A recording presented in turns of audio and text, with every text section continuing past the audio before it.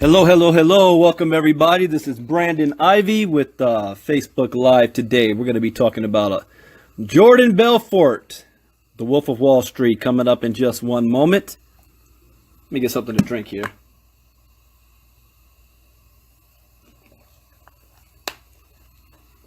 Hope you guys are having a fantastic, what day is today? Tuesday. Oh, no, Wednesday.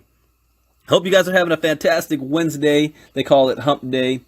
So we're going to talk about Jordan Belfort is back. The Wolf of Wall Street, the badass, made all his money kind of manipulating the market. So we're going to talk about Jordan Belfort. I thought about saving this for my late night crypto talk that I do every night. But I have other things I want to talk about tonight.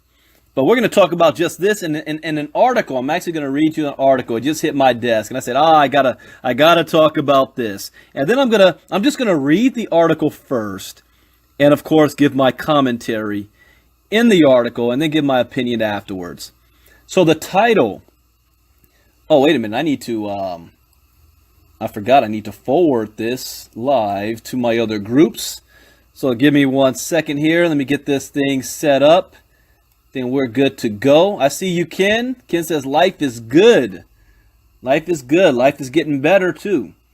Send this to my groups. Power Team group.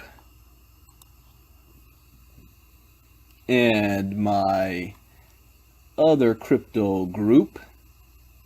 Again, welcome everybody. We're going to get started in one moment. We've got an interesting topic about the Wolf of Wall Street. I'm sure all of you have seen the movie. I need to watch that movie again. It gets me pumped up every time I see it. All right, let's send it there. And we're going to talk about what Jordan Belfort has to say. And I'm going to give my commentary on this as well. So the article came out on CryptoCoinNews.com.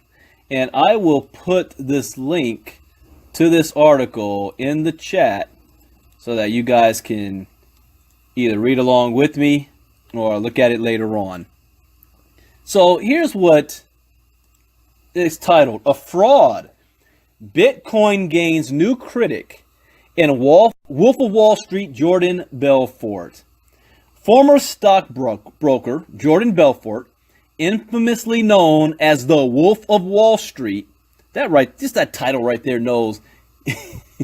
Should you trust and listen to what he's got to say? But he says has joined Jamie Dimon in proclaiming that Bitcoin is a fraud. Now, who is Jamie Dimon for those of you who do not know? Jamie Dimon is the CEO of JP Morgan Chase, one of the biggest banks in the world. He's known as the GOAT of CEOs of banks.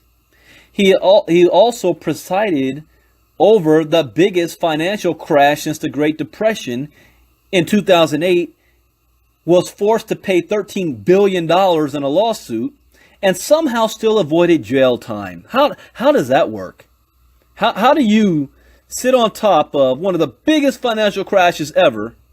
The government had to bail you out. You have to pay $13 billion back, yet somehow you're still the CEO of the bank, and you avoid jail time. Anyways, if you're not familiar with what he did, last week, he came out and called Bitcoin a fraud. That it was a bubble, like the tulip mania. That ultimately was going to get somebody killed. And that he would fire anybody in his company who traded on Bitcoin for being stupid. And he said it's going to get closed down because the government will close it down. That last phrase right there should have let you know he was conning you. He's not a stupid man. You don't get to where he is by being stupid. You don't get to where he is by not looking at all the angles. He knows exactly what Bitcoin is. And he also knows there's no way it can ever get shut down unless you shut down the internet. That's the whole point. But he used that term as if he's speaking ignorance. And what happened like 48 hours later? His company was caught. Not only did he not fire his traders, but his company was the biggest had the most amount of trade and purchases of Bitcoin and Bitcoin assets than any other company in the world. And he bought on the dip. He manipulated the market to crash up over $1,000 and then bought millions and millions of dollars worth of Bitcoin and Bitcoin assets, which in his own words, he believes, even though he called it a fraud, one Bitcoin will be worth at least $100,000 per coin. Which means the move that he and JP Morgan made is going to make them billions of dollars in the next 5 to 10 years. So of course he's conned and scammed everybody. But what does Jordan Belfort have to say here? So I'll read that paragraph again for those of you that came on late. Jordan Belfort has echoed recent comments from JP Morgan CEO Jamie Dimon, who asserted that Bitcoin is a fraud in a conversation with The Street.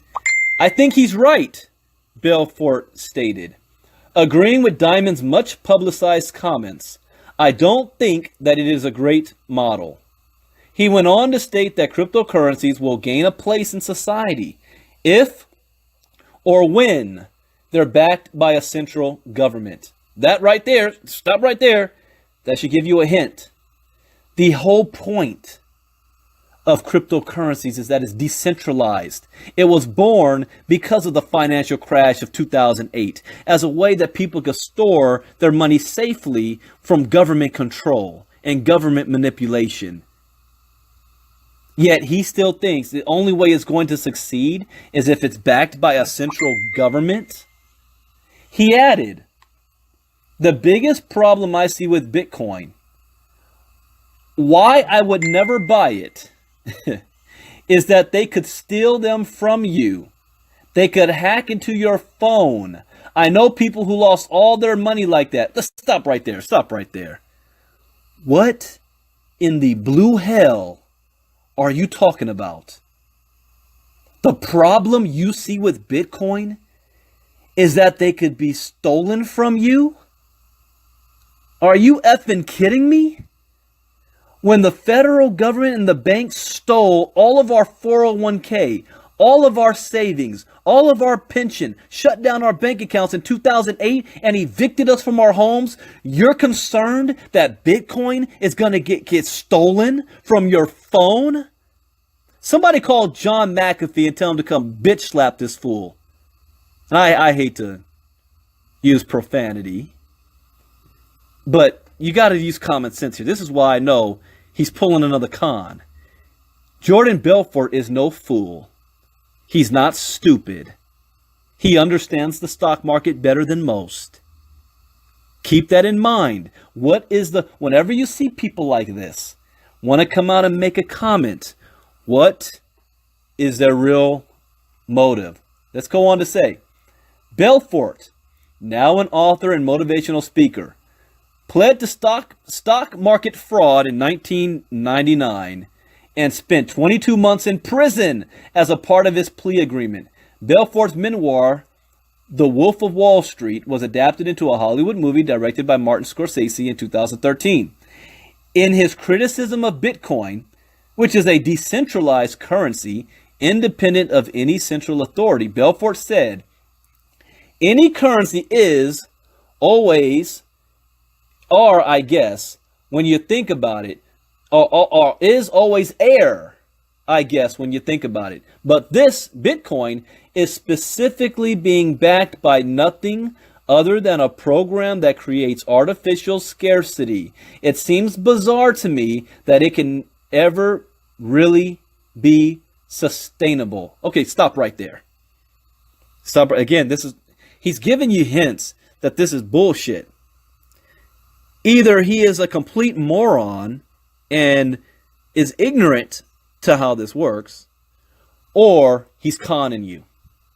And I think it is the latter. Let's highlight and break down what he's saying here. He's saying that there's no intrinsic value of Bitcoin, that is artificially created, and is being artificially created with scarcity. Okay, let's look at fiat currency. When the federal government needs more money, what do? They just print more money. the money is only worth the paper that is being printed on. It's no longer backed by gold. So what is the value of money when he already said any currency is air, I guess? So what is backing our fiat US dollar? What value is behind it? And what's worse, whenever the government decides to print more money, do you know what happens? The value of our dollar that we already have goes down because now it's in more competition. There's more of it out there. It's no longer scarce. But when you deal with what he already says, it's artificial scarcity, which means there can never be more than 21 million Bitcoins. So the law of supply and demand automatically takes into effect. So the more demand there is for something, the higher the value of it. That goes in everything in life. Why is the value of a Harvard degree so high? Because they don't accept everybody. Because the amount of people trying to get into that school is far more than ever actually accepted. So if you say that Bitcoin can't be sustainable, then you're also saying that the US dollar and fiat currency definitely cannot be sustained. It can't be either or if they act in the same manner. Neither of them is backed by anything other than what we say it is, our own demand for it. If we say that the US dollar is worth nothing, then this has no value. You use it as toilet paper. But why intrinsically will Bitcoin have more value than the dollar? Because he said it himself. It is scarce. And the more scarce something is, the more value it has. The more people want it, the higher the value of it goes. All right, let me keep on with this article.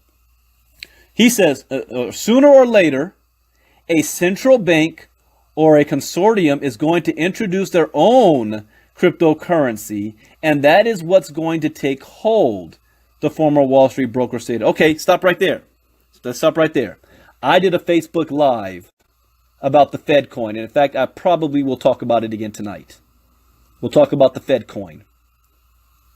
But the Fed coin is just a replacement of the US dollar. It does not solve the reason why Bitcoin was generated in the first place. It will solve a lot of problems of having a cash society, as we're seeing in, let's use Puerto Rico as an example. One of the biggest problems that they're having in Puerto Rico is that people are running out of money. Not because they don't have any money. They've got the money sitting in their bank account. They just, the ATM machines have run out of money. There's no more dollars to pull out because they haven't been billed again. When you have cash, it's only a limited amount of cash supply to have. So what happens when the ATM runs out of money and you can't pull money out? You can't eat, you can't buy nothing.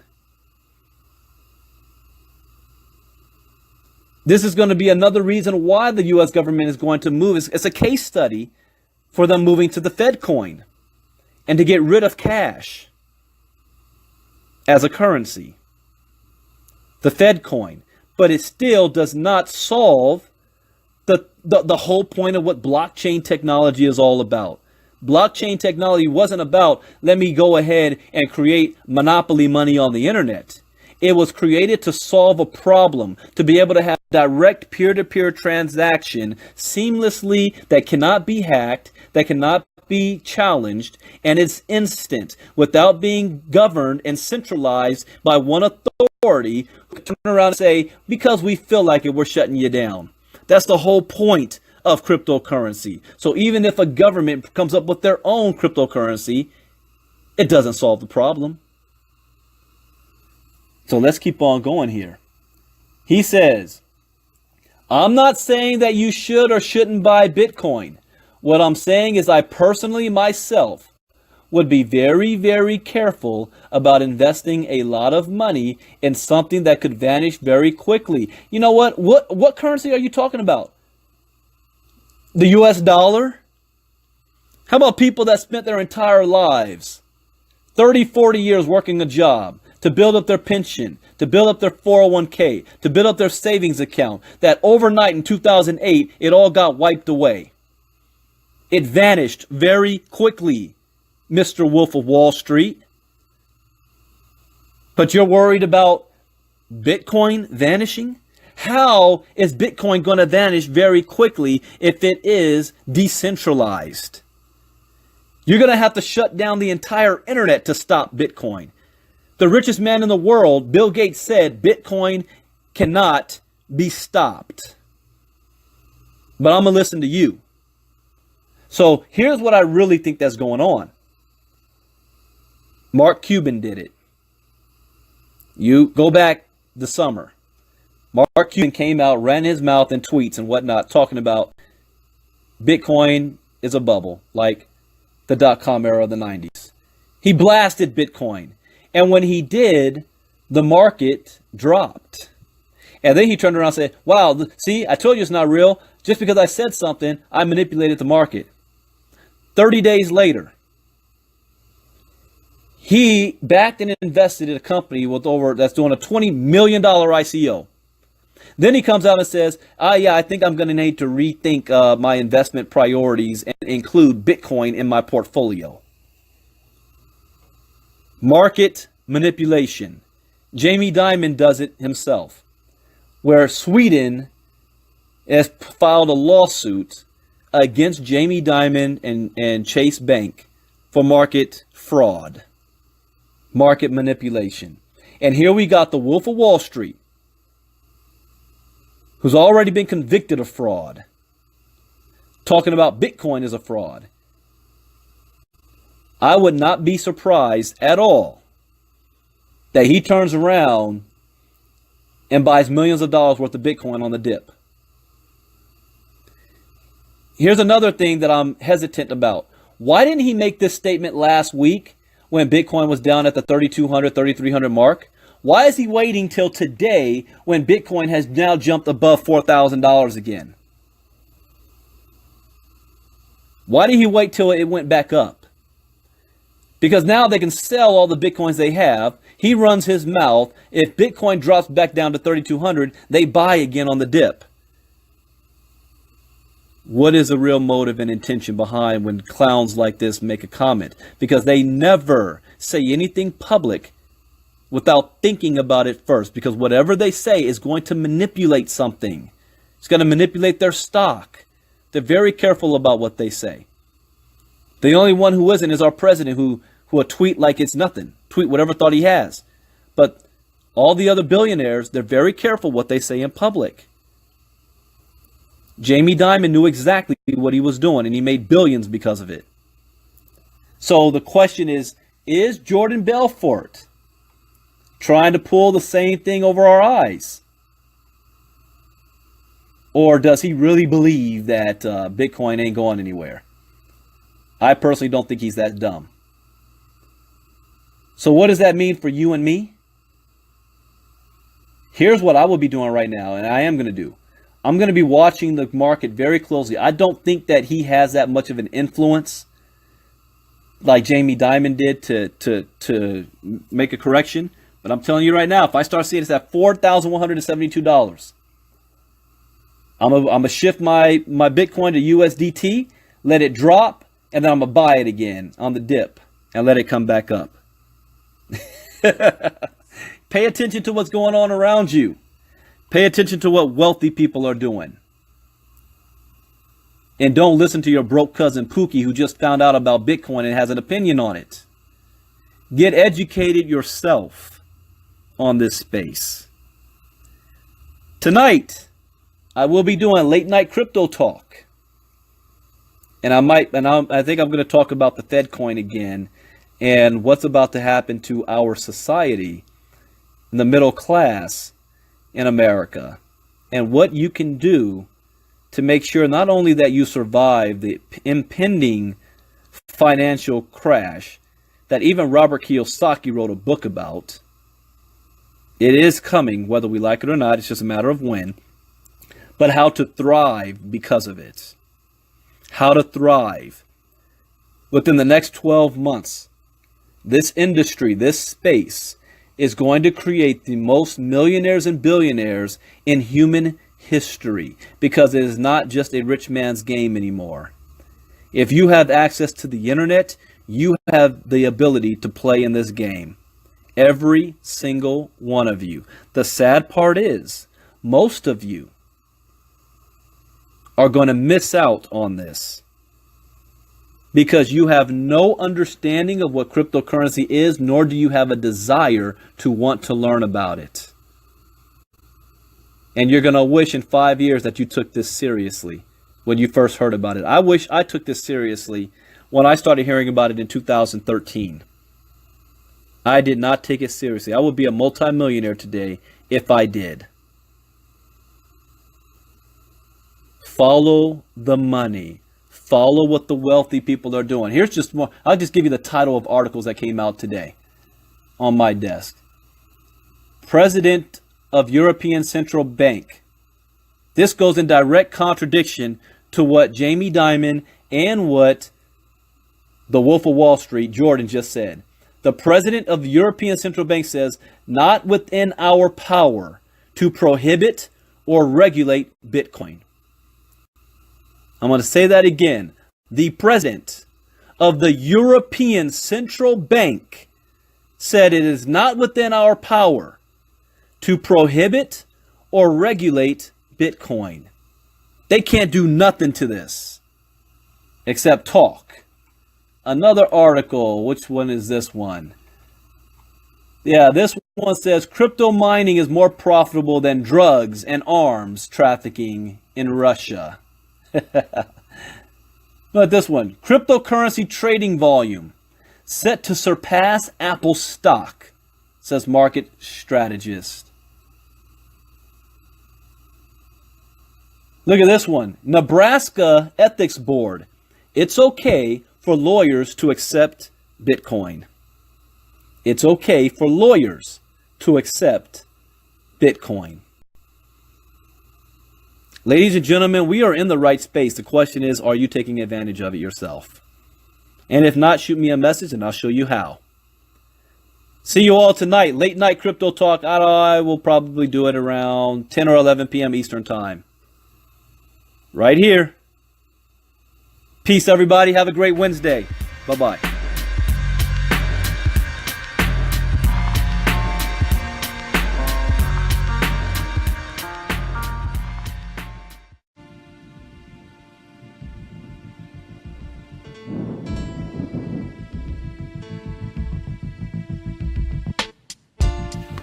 Hello, hello, hello. Welcome, everybody. This is Brandon Ivey with Facebook Live today. We're going to be